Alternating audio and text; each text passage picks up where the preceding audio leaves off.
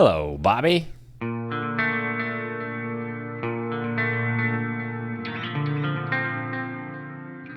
So it's 2001 and we move into a new house on Poplar Street and Bobby officially moves back in. And it felt like at this house my mom was getting arrested basically every single day. So when I first started working on this podcast, I went and got a library card in the Poplar Bluff Library, and they allow you to look up online all the newspaper archives from back in the day. And all these newspaper archives would have had my mom's arrest records in them. So what I got to do is go back, keyword search my mom's name, and I found all the articles that I could ever find. I'm like, wow, she really was getting arrested every freaking day. So we're gonna go through some of those. I found all the times you guys got arrested in the newspaper. And it's, Really? Yeah. So old 828 Poplar Street, my mom went back to prison because she was always in and out of jail. And my stepdad had to take care of us here at this house again. Even after the Joplin stuff and all that crap, she still trusts this guy to take care of her two children in this house. So we're living in a house with my mom and Bobby again, and they are super fucked up in this house. Like just pills and crack and alcohol, whatever they could find, they were just gonna do it and get fucked up. And I remember for some reason they put me into therapy in this house. Like this would have been 2001, so I would have been like 12 years old, and they put me into therapy. For what reason, I have no idea. I must have been going through some shit, who knows. And it's kind of funny looking back that they put me into therapy, but it's like, I'm 12. I can't control my environment. I can't change my environment. I'm just given what I got. I can't do much about it. So it's weird that you would put me into therapy and not my fucking parents, the people that are raising me. It's like, I don't know, man. Maybe these adults that are fucking me around in my life, I think they need some help. Not me, the 12-year-old that's just basically being fucked over. But anyway, just a random memory I had of that house. But my mom was always getting arrested in this house. Like, she was always in jail. We had to stay with Bobby every once in a while by ourselves because she'd have to go to jail for like a night or a few different days. And eventually she would get put back into prison because she just kept going to jail so much. They were like, all right, time to go back to prison, Sandy. And that's where she ended up going. So before we get into all that, we're going to go through all the strings of arrests that she went through before she got locked up and we had to live with Bobby again. Wednesday, May 30th, 2001, Sandra K. Price, aka Sedano, 49, she was almost 50 years old out here doing this shit. Like, it's kind of crazy to think back, like, my mom was like 50 years old getting arrested for drugs and alcohol and pills. It's like, damn, are you ever gonna get your shit together? But anyways, she was arrested at 10:31 a.m. Monday at the emergency room on suspicion of fraudulent attempt to obtain a controlled substance. She was booked in jail, and I guess they let her out of jail the very next day because right back the next day, she's back in the paper. Thursday, May 31st, 2001, Sandra K. Price was booked at the county jail at 9:28 a.m. on a warrant for driving while suspended. 1 week later, Wednesday, June 6th, 2001, Sandra K. Price was booked at the Butler County Jail at 9:50 a.m. Monday on a warrant for driving while suspended and obtaining a controlled substance by fraud and suspicion of probation violation. And for this particular arrest, I was actually there. We were at Kroger, we were at the pharmacy. She wanted to fill a prescription, but instead of giving them the actual prescription that was real, and maybe the whole prescription was fake, I don't know, but she had a prescription and let's just say it had a 30 on it, right? 30 pills, that's a 1 month supply of pain pills, 1 pill a day, totally reasonable, whatever. But she would write an 8 into the 3 so that it looks like an 80, but when you do that, it's pretty obvious that somebody wrote over the number, and the doctors aren't gonna do that. They'll probably just write a new prescription. So the pharmacist gets it and looks at it and they're like, this don't look right. So they call the doctor and they're like, hey doc, is this accurate? Is this 80 pills for Sandra K. Price? They're like, no, we didn't write that. And then they call the police. They're like, we have a woman up here trying to get pills and she didn't even have a prescription for it. So the police show up and they take her to jail. So somebody had to come pick me up, maybe Bobby, my sister, or somebody had to come pick me up. And then she goes to court on Monday, June 11th, 2001. Sandra K. Price pleaded guilty May 31st to driving on a highway while her license was suspended and was sentenced to 4 days in jail. And it's like, what's 4 days of jail really gonna do? Like, let's be real here. She's already been to prison, she's been on probation, and she's still out here every single day getting arrested, doing drugs, smoking crack, getting high, getting fucked up on pills, getting drunk, driving with a suspended license. It's like, what is 4 days of county jail really gonna do? It's basically like a grown-up timeout. It's like a timeout for adults, basically, because it's like, timeout doesn't work. It's just like I'll do it again just whenever I get out of timeout. And that's exactly what happens here. She keeps getting arrested, she keeps going to jail. It's like 4 days of county jail is not gonna do jack shit. It's kind of like the spanking and the beating of kids. It's like, they did something wrong, I gotta give them a spanking, I gotta beat them down, But it's like, does that even work? You do it once, you maybe do it twice, and it's like, okay, it works, right? No, it doesn't work. They keep doing it. They just get better at hiding it. It's kind of like my mom. Like, it's not like she stops because she knows it's bad or bad that she wants to be a better person. It's like, oh, I don't want to get in trouble, but it's like she knows she's gonna get in trouble, but she keeps doing it, and she just does it and hopes she doesn't get caught. Then that's like the whole point. Just keeps doing it and hoping you don't get caught so that the punishment doesn't happen. But it's like the actual thing they're doing never actually stops. So how do we get to the point where, Mom, you could stop doing drugs, you could stop going to jail? 4 days of county jail isn't gonna do it. But the thing is, until she looks in the mirror and says, I'm the problem, I have to fucking stop this, she's never gonna stop. And she never did. 1 month later, she goes back to court. Friday, June 29th, 2001, Sandra K. Price pleaded guilty May 8th to driving left of the center line and was fined at $29. After this article, I couldn't really find anything. I couldn't find anything where it said she got sent back to prison or any of that, but she did get sent back to prison sometime after this article came out. Her next arrest wasn't probably till November 2002, so we'll bring that up later, but for now, she goes back to prison, and now my sister and I have to go back to living with Bobby. Do you remember what she went to prison for that time? Because she couldn't stay clean. I think it was like and pills. I was there 22 months. Taking care of you guys. 22 months. Yeah. That's crazy. Running, working, So taking care of you two, doing my thing. So now I'm starting the 6th grade, and this time of my life really started to shape who I was, or at least that's kind of how I see it. I'm fully immersed into music at this point. Like, everywhere I go, I gotta have my CD player, my boombox, some sort of music blasting. I would always take my bike down to Hastings so I could buy the brand new CDs. Anytime I would have money, I'd be like, well, I'm going to Hastings and I'm going to buy a brand new CD. I would never have money, but sometimes, like on my birthday, I'd get money, or I would go next door and be like, hey, do you have any yard work I could do or whatever, so I could make a little money so I can go to Hastings and buy a CD. And then whenever I would get the money, I would call Hastings, be like, hey, do you have this certain CD? They're like, yeah. And then I'd be like, all right, put one at the desk. I'm going to come down there right now and get it. And then I'd take my bike down to Hastings to pick the CD up and come back home. And it was so funny because I was just like out there riding bikes to get my CD, and then I would come home and my friend and I would literally listen to like the WWE soundtrack, WWF at the time, the music soundtrack for like the wrestlers and all that stuff. Like, we'd be on the porch with my big boombox, literally listening to the Rock's theme song, like, if you smell. It's like so funny because we're listening to that and the Stone Cold theme song and the Undertaker and Kane and all these theme songs, and we're just on my porch blasting. I think we're like hot shit. It's like, yeah, man, we're listening to WWF soundtracks. Hell yeah. And the girl that lived next door, I'm like, yeah, it must be so cool. She probably thinks I'm so cool. It's like, nah, I was hella cringe, but that's what I was doing. And then this one time I'm like riding home after school, I'm on the bus, and like this Dave Matthews Band song comes on, and I'm just like hella sad now. I'm like looking out the window like a music video. I'm like, oh my God, I hate my life. I'm living with Bobby. My mom's in prison. Like, fuck my life. So it's kind of funny, the dichotomy going on, because one hand I'm listening to music, I'm super sad, and the other hand I'm like blasting it on my porch like, hell yeah. But some of my favorite CDs, you know, I still listen to now, like Puddle of Mud, Come Clean. That album came out around then. I bought that. I love that shit. Eminem, he was blasting a lot back then. And it's funny because now I look back, I'm like, oh, of course I was listening to those bands and those artists when I was going through all that shit. It's just kind of funny to look back on. But either way, we're living with Bobby now full time, and it is not fun. He's just a regular alcoholic, just your standard everyday drunk. Guy just can't stop drinking and being loud and mean and screaming for every whatever fucking reason. I remember like talking to my mom on the phone because she'd have to call us from prison. We couldn't call her, but she could call us from prison, and then we'd answer the phone and be like, hello, this is a collect call from Vandalia Women's State Prison. Do you accept charges? It was such a weird thing.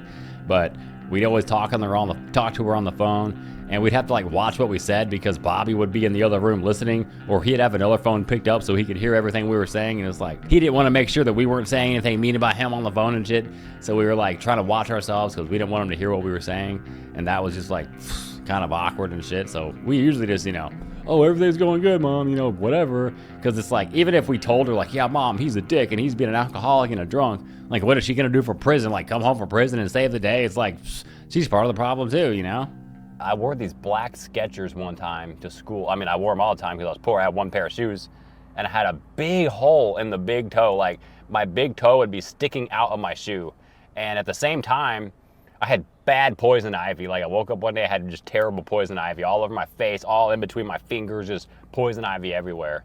And I was standing in line waiting to get lunch, and these kids were like, why is your big toe showing out of your shoes? And it's just like so embarrassing when you have a big hole in your toe and your toe is literally sticking out of your shoe and the kids are making fun of you at school. Like, dude, that's so embarrassing. I shouldn't have had to go to school with a hole in my shoe, But when your alcoholic stepdad's drunk and your mom's on crack, they don't really think about, you know, buying me shoes. So I went to the office and I was like, hey, I got poison ivy. I need to go home. And they were like, okay, so how do we get a hold of your stepdad? And I was like, I don't know. And I didn't even know how to get a hold of my stepdad. I'm like, how is this the right way to take care of a child where they're at school and they don't even know how to get a hold of you? And the teachers don't know how to get a hold of you. And the principal don't know how to get a hold of you. Like, so one time when I'm playing basketball, I have a basketball game and I've got to go to the school to play this game. So I go to the school and I got on my shoes, my Skechers with a big ass hole and a big ass heel on them. And I go to the game and I'm shooting around, you know, just practicing and warming up, whatever. And the coaches come up to me and they're just like, Mario, what are those? It was basically that meme, but in real life where they're like, bro, what shoes are you wearing? Like, you can't wear those shoes while you're playing basketball. And so they were like, do you have any other shoes that you can wear that we could go get you at your house or something? And I'm like, dude, this is my only fucking pair of shoes. You think if I had other pairs of shoes with no holes, I wouldn't just come with those? And so they were like, all right, well, we can't let you wear those shoes because you're going to break your ankle, dude. Like, something's going to go wrong. And so they were like, all right, we're going to take you down to the shoe store and get you a brand new pair of shoes. We're like, no, we can't do that. I'm going to go home and get in trouble for my stepdad. He's going to start screaming and be mad that somebody else bought me a pair of shoes. And they're like, oh, nah, bro, you'll be good. We can go get you a pair of shoes. So I was like, okay. So we go down there and we get me a new pair of shoes. They let me walk in. They were like, get any pair of shoes that you want, but they obviously have to be basketball shoes. So we go to the basketball shoes section. I get me a brand new pair of basketball shoes and I was fucking stoked. I'm like, I can't believe I'm getting a pair of brand new basketball shoes right now. Because usually when I go shopping for shoes, it's like, all right, you got to pick from this section. You know, you can't get any of these, you know, expensive shoes. You got to pick from this price point, and that's fine. But it's like, I was so excited to just get any shoes I wanted. I was like, wow. So we go back to the school and we're shooting around. And now I'm just hitting 3 after 3. And I was a pretty decent basketball player before I got the shoes, but now I'm in these shoes and I'm like shooting 3 after 3 like crazy, just dropping them back. And the coaches are like on the sidelines like, damn, look at him. He's Michael Jordan now that he's got those shoes. And it was like, yeah, I'm so cool, but also so embarrassing because now everybody's just staring at me play and think like these shoes are now turning me into Michael Jordan. And it's like, holy shit, this is awkward. So just please stop staring at me. But anyways, the game goes on, you know, we finish the game and then we leave. And I'm like, okay, well, I can't go into the house wearing these shoes. I can't let Bobby know that I just got a brand new pair of shoes because I'm going to get in trouble. So I take the new shoes off and I put them back in the box and I put the old shoes back on. And I'm like, all right, I'm going back home. The coach takes me back, drops me off, and I get back in the house. And why Bobby wasn't at my game, I don't even know. He may have been working somewhere. He did work, you know, construction, painting, whatever. But whenever I got home, he was just sitting there on the fucking couch. So it's like, why weren't you at my game? Like, why didn't you come watch me play my basketball game, you know? I don't know. But either way, I walk in the house, and there's Bobby sitting on the couch. And I got my shoes in my hand, and he looks at me, and he's like, what are those? And I'm like, my new shoes. Coach had to buy them for me because he said I couldn't play with the shoes that I had on. He's like, what? What now? Why'd you let him buy a pair of shoes, man? Now everybody's gonna think we're poor, man. Yada, yada, yada. We can buy your shoes. And I'm just like, bro, if you could buy me shoes, why didn't you already buy me shoes? It's not like this hole in my shoe came from yesterday and now it just mysteriously appeared out of nowhere. It's like, dude, I wear these shoes every fucking day. Like, you could have bought me a brand new pair of shoes. And the thing with him and my mom and all these people is like, we're not really poor. Like, we are poor, sure, but not really. We get free money from the government every single month because when my dad killed himself, my mom started getting checks from my sister and myself. They basically were my daddy. My sister would get a check for like $550 a month, and so would I, the same amount every month. Every like first or third of the month, you get 2 checks. And that check's supposed to be used for shit like, you know, shoes and clothes and school supplies and like whatever. And then we got food stamps, so we got free food, and we got the free food at school. We had the free lunches and free breakfast stuff. And then we got Medicaid, so anytime we needed to go to the doctor or any of that shit, it's free, it's paid for. So the reason I'm running around with a hole in my shoe is because rather than spending the money on shit that we need, they just spend it on drugs and spend it on crack and spend it on alcohol. Because at least with my stepdad, he did work sometimes. He had a construction job, he worked on painting, he did roofing, whatever.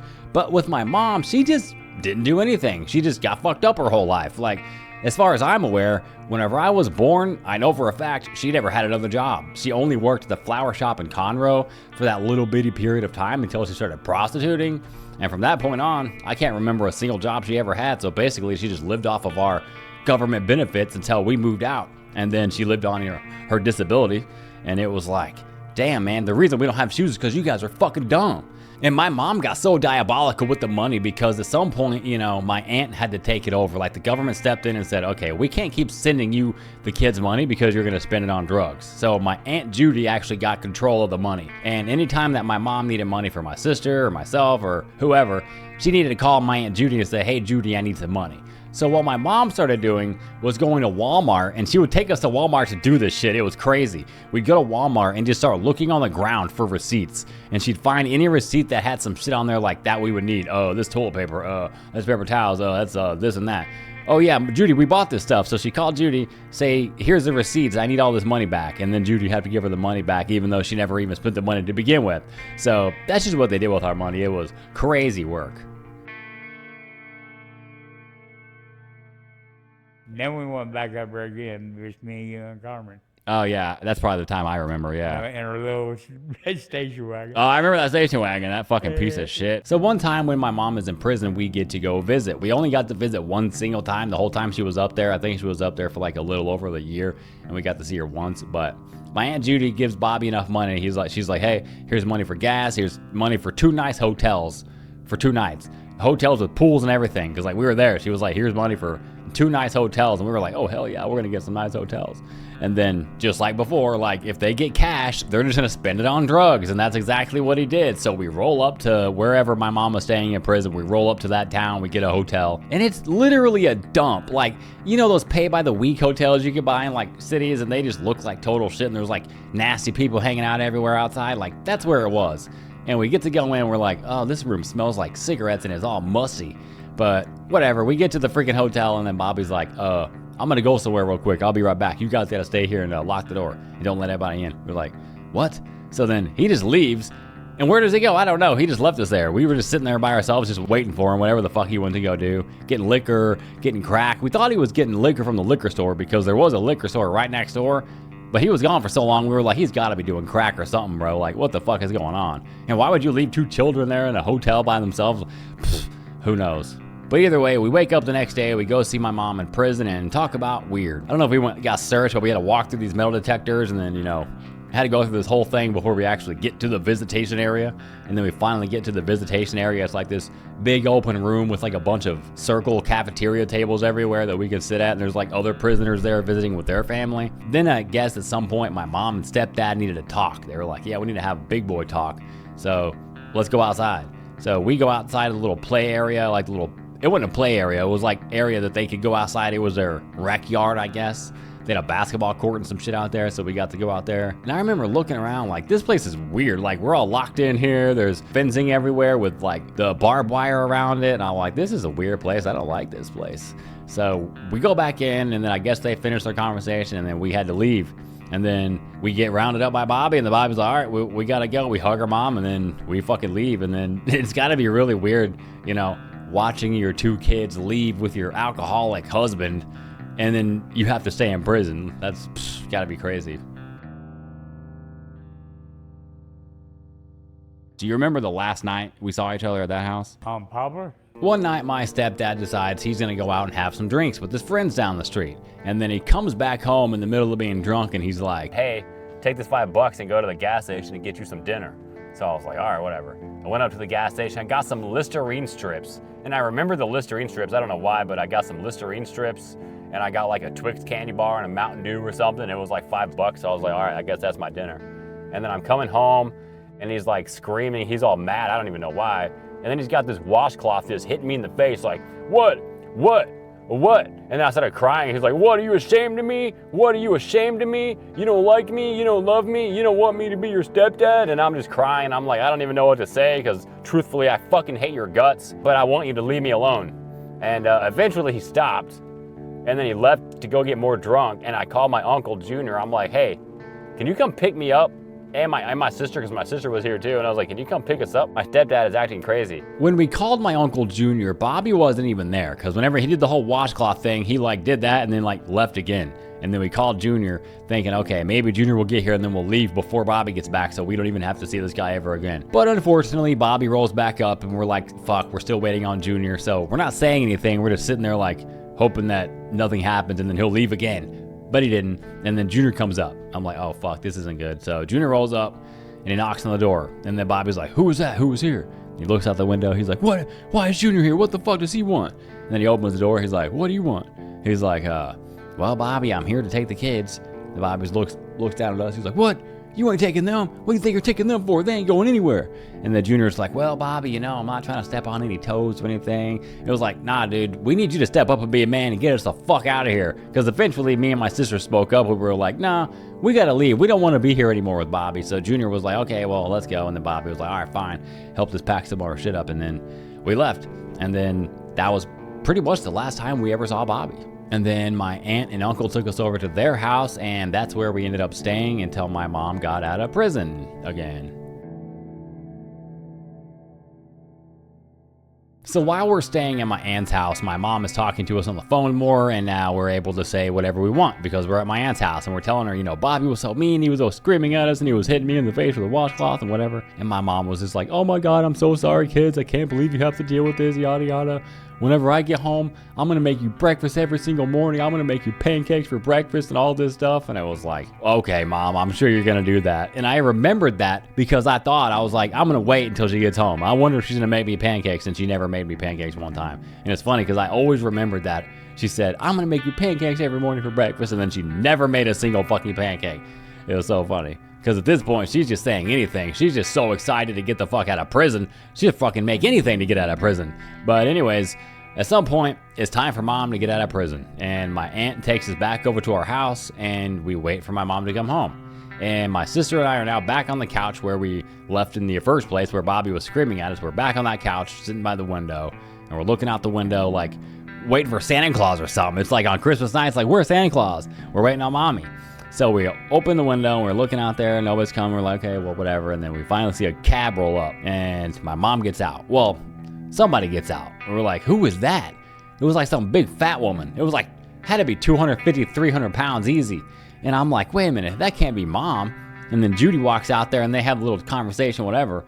And we're just like, no way, that's Mom. Because we can see her face now. She's just plumped up a lot. Because she was in prison for 18 months, not doing any drugs, probably like super depressed, especially after she's seen us with Bobby, and then we had to leave. And then she comes in, and we're like, wow, she really fucking got big. That's crazy work. But it didn't last long. Pretty much immediately, she would get back on the drugs. Like, she wouldn't do crack all the time now, but it was definitely like back to the regular routine. It was like time to do pills, and when crack's around, I'll do that too. And when crack was around, she was just always fucking crazy. When she was on pills, it would just be like, oh, let me nod off. When it was crack, it was like she was a lunatic.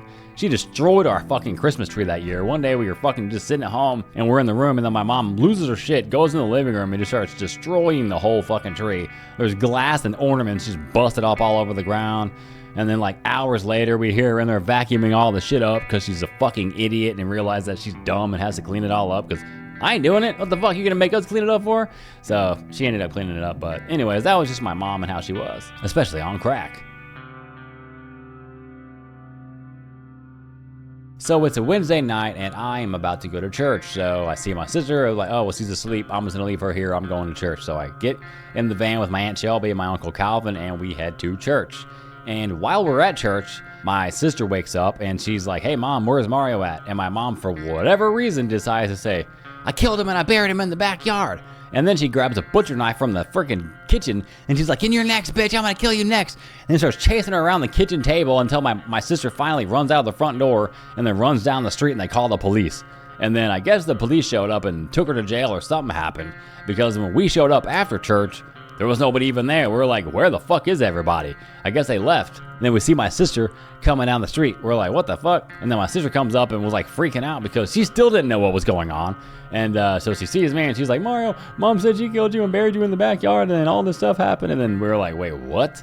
And then Shelby was like, well, get in the car. We're going to take you home tonight. So Shelby and Calvin took us back to their house for the evening. We stayed there until my mom got back out of jail or whatever happened. So now it's 2002 and I turned 13 and I finally move on to junior high. And I have friends that I run around with in the neighborhood. We were pretty normal, you know, we wouldn't really get into trouble. We wouldn't really do anything bad. We just walk around the neighborhood, play at the school, on the playgrounds, or do whatever. So we didn't really do that much. But for whatever reason, my friend and I decided, hey, we're gonna go to Walmart and steal a fuck ton of Pokemon cards. Why? I have no idea. But I had seen my mom steal many times and I'm like, I wanna go steal. So we're like, I want Pokemon cards. I wanna go get Pokemon cards. And he's like, I'm down, fuck it, let's go do it. So one night we meet up, it's like early evening, probably like 5 o'clock, 6 o'clock in the evening, and we head over to Walmart. We just walk over there and we get into the store and we walk up to the front center aisles where it's like all the promo materials, all the new shit. There's Pokemon cards everywhere. So we're like, all right, let's just grab a bunch of packs and go to the bathroom because we don't know what the fuck to do. We can't just open them right there and put them in our pockets. So I got what had to be 30 or 40 packs of Pokemon cards. I can't believe nobody stopped us from going in the bathroom. It was just like, what the fuck? So we get into the bathroom and we're both in each stall. So there's like 2 or 3 stalls and we're both in the stalls. So if you're sitting outside taking a pee in the urinal, all you hear is wrappers unwrapping and going down the toilet and being flushed, because that's what we were doing. We weren't even looking at the Pokemon cards. We didn't give a fuck. We're just like, we gotta get them in our pockets and we gotta get the fuck out of here. So we open up all the wrappers, flush them down the toilet, put all the Pokemon cards in our pockets, and they're just busting out of our pockets. They're just exploding with cards. And we were like, all right, we don't want to just leave immediately out the door. That might look weird. So what we're gonna do is leave the bathroom, take a lap around the whole Walmart, and then leave like that. So that's what we did. We walked out of the bathroom, did a whole lap around the building, and as we're getting to like the produce area, the bakery area that's usually right by the front door, we just take off running. We're like, all right, whoever gets out the door last loses, and then we were gone. We just both sprinted out the door. And then we didn't stop until we got to the end of the parking lot, and then we looked back and we're like, okay, nobody's coming after us. I think we got away. Hell yeah, we made our escape. Until we didn't make our escape. We get across the street and we're walking up the hill past Taco Bell, and his dad pulls up, and the sun's pretty much gone down now. It's like 8 o'clock. And I'm like, oh shit, what is your dad here for? He's not even supposed to know where we're at. So the fact that he's even picking us up here is not good. So we both get in the van. It's one of those rectangle vans where you got 2 seats in the front, and then you got 1 long seat in the back, and then you got the TV that pulls down. And we're in the van. He's in the front seat with his dad. I'm in the back seat. And his dad's like, so what were you guys doing? And Jay was like, nothing. And I don't even say anything. I'm like, I ain't saying shit. And he's like, well, I know you guys are at Walmart stealing Pokemon cards. I'm like, oh fuck, how did he know that? I don't know how he knew that. He's like, well, you guys are never hanging out again. You guys aren't gonna be friends again. You guys are bad influences on each other, whatever, just the classic parent shit that they're saying, even though really you guys are the problem here. Like the whole reason I'm stealing is because my mom is a thief and a crackhead, and she goes to jail all the time, and she does drugs and pills and does all this shit in front of me, so I go steal some shit. So if that's why I'm doing it, I'm sure that there's a reason your son's doing it too. So he takes me home and he drops me off, and I get back into my house. And if you walk into my house and you just look directly to the right when you open the front door, my mom's room was right there. And I was like, fuck that, I'm just gonna walk in and look directly ahead and not look at her and just not say shit. Because at this point, I don't even know if my mom knows what happened. He's telling me all the shit that he knows that happened, but he didn't tell me at this point my mom knows anything. So I go in the house, open the door, boom, walk straight ahead. And I can already hear my mom getting the fucking belt ready to go. I was like, oh fuck, I'm gonna get my ass beat. And she's like, so Mario, what were you out there doing at Walmart? I was like, oh no, she already knows I was stealing Pokemon cards. This is bad. And then before I could even get out of the kitchen, she starts swatting the fuck out of me. I just feel my legs getting hit in the back of me. Bop, bop, bop, bop, belt getting hit. And then I get to my room, I'm sprinting now. I run to my room and she's still hitting the fuck out of me. And for some reason, I'm like turning around and doing rollovers and all the shit on the bed so she'll stop hitting me. And then I roll over and my legs are now spread wide open. And then whop, right in the dick and balls. I just get hit and I'm like, ah! I start freaking out then. It's like way louder than I was yelling. And then she's like, oh shit, I can't believe I just did that. Oh my God. Like, bro, you just fucking hit me in the dick and balls. So then she stops hitting me. She sits down at the end of my bed. And then she's like, oh, I'm sorry, I can't believe I just did that. I'm sorry, I shouldn't have hit you and whatever. And you're getting a little bit too old for this to be happening anyway. And I'm thinking like, aren't you a little bit too old for this to be happening, bitch? Like the whole reason you're even doing this is because of the way you raised me. Like maybe if you raised me a little bit better, you wouldn't be beating the shit out of me right now. Because basically you're insecure about the way I am, because technically it is the way you are, because the monkey see, monkey do. And I've seen you do it all, so now I'm doing it. So it's like, really, you should be beating yourself. But anyways, that's not how they're gonna look at it, because, oh my God, you stole Pokemon cards, even though I smoke crack and go to jail and do all this bad shit. I have to beat you because you can't be like me. And it's like, okay, Well, if you want to use that excuse and say, I don't want you to be like me and make mistakes like me and do all this shit, it's like, I don't know, make better decisions. Have you ever thought about that, you 50-year-old woman? Have you ever thought about being a better parent or just, I don't know, stopping drugs or any of these things? So, like, what did you expect me to be? Like, this is the environment that I'm growing up in. I'm 13 years old. Like, what do you expect me to be like? Oh, he's an A honor roll student. He's gonna be a doctor. It's like, dude, I'm fucked. Anyways, she leaves the room and I get to keep all the cards. So basically the whole beating and all that shit was basically for nothing because now I just get to keep the cards. It was like, what was the purpose of all that, Mom, if I'm not even gonna actually be in trouble for doing that shit? Like, it feels more like an excuse to just take your anger out on me rather than actually fix the problem yourself, which is you. November 21st, 2002, Sandra K. Price pleaded guilty October 10th to driving while suspended and 2 counts of passing bad checks. It's like, you're stealing, Mom. How are you gonna get onto me and beat the shit out of me for stealing Pokemon cards when you're literally a thief yourself, bro? Like, writing a check to somebody that you don't have money for and then taking the products for it is literally theft, and that's what you're doing. So it's just crazy to look back and like see all the shit that she was doing, yet I was getting in trouble for doing basically the same thing but on a smaller scale than what she was doing it. It was like, damn, bro, this is fucked up. But now it is time to say goodbye to the Poplar Street house because we move out and we move into the very last house that I live in with my mom until she gives up rights to my sister and I.